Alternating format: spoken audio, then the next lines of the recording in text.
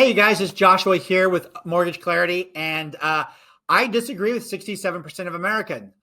Actually, let me explain. So, like everybody else, I get all this junk email feed. It comes in, and this one came across my desk. I just had to do a video on it. It said the headline was 67% of Americans expect a housing market crash. It's like, wow, okay, now I'm a lender, so I'm really, of course, feel like I'm in tune to the market. What's going on? So I read further, and it says Nerdwallet, that's who did this report here, has released an annual home buyer report showing that 67% of Americans believe a housing market crash is imminent in the next 3 years. Now, I didn't click on the article. I didn't have time to, but this here is enough for me to just want to do a video about all the misinformation you guys get on the housing market. And so I want to give you my 2 cents for whatever it's worth.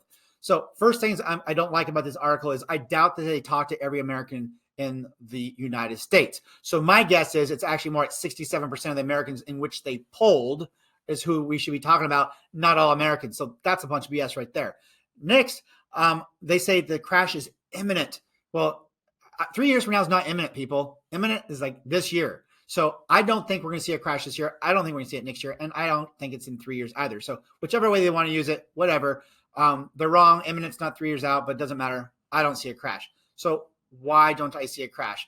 After we had such a hot market in 2020 and 2021, after we saw rates go from 2.5% to 7%, why don't I see a crash? Well, let me tell you why. First off, start with the definition of crash. A crash is when you see your values drop by more than 10%. So a pullback of 3, 4, 5, 6% is not a crash. Okay, so now we have that definition, right? Let's take a look at it. So here is the last crash we had in the housing market, 2007. If you're around, you remember this. Crazy market, home values going up, lot of inventory, market change, pop, crash, values dropped over 30%. That's a crash. Look where you're at today, 1.28 million. It's the lowest number on this entire graph going back since 1983. And they want to say we're going to have a crash. Did we lose a bunch of people in the United States that no longer want to own homes? Well, let's take a look at that and go deeper. Okay, so next chart. This actually shows the U.S. population growth over time. So the green line, you can see U.S. keeps growing. And this shows the inventory on the market. So what you'll see here is a bubble because you have way more inventory than you do people.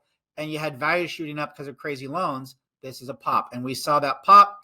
But then it got to the point where now all of a sudden all that inventory went away. It got absorbed and builders still weren't building. People kept coming into the United States, having babies, growth was going up, and we have a huge gap. So look at that gap, guys. That doesn't look to me like a bubble. It's going to cause a pop.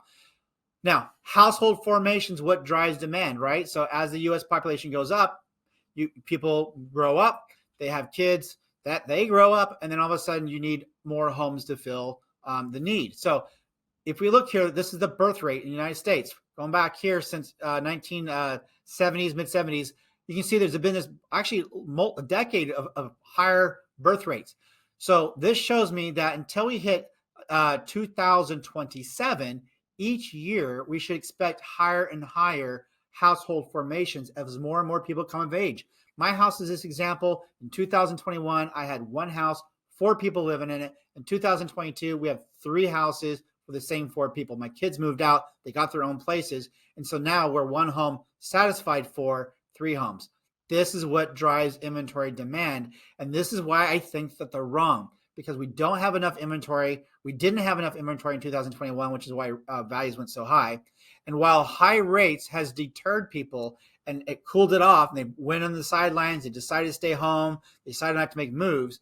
As rates come down, that pent-up demand is going to come right back into the market. It didn't go away. So I think those people who kind of wait for this housing crash will actually end up being hurt, because I think values will go up. And once rates get to the point where you feel comfortable buying, so does everybody else. And then you're off to the races again, where you have an environment where it's more seller focused than buyers focused. So I think now's a great time. Last chart to show you, just to put this all in perspective, just so you can see what I think a bubble is. Housing bubble, 2007, 3.7 to 3.8 million homes in the market. Balanced market was 2012. That's when we saw the bottom of the market. We started seeing values recover. You had equal buyers, equal sellers. It was a nice even market.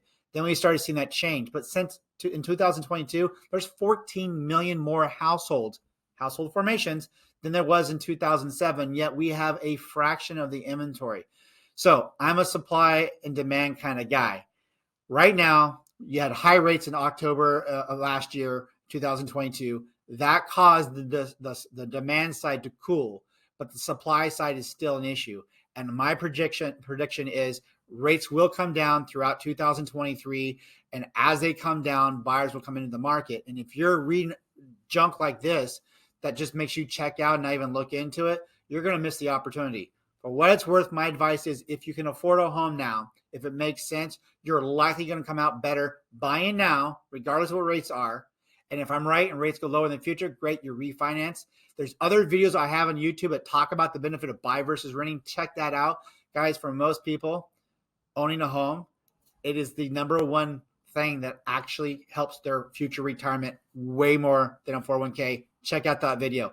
Hope you have found this helpful. Now you know why I disagree with 67% of Americans, or at least 67% of the Americans in which Nerdwallet interviewed. If you have questions, put those comments in there. If you like this, thumbs up it, subscribe. And until next time, have a great day. Bye for now.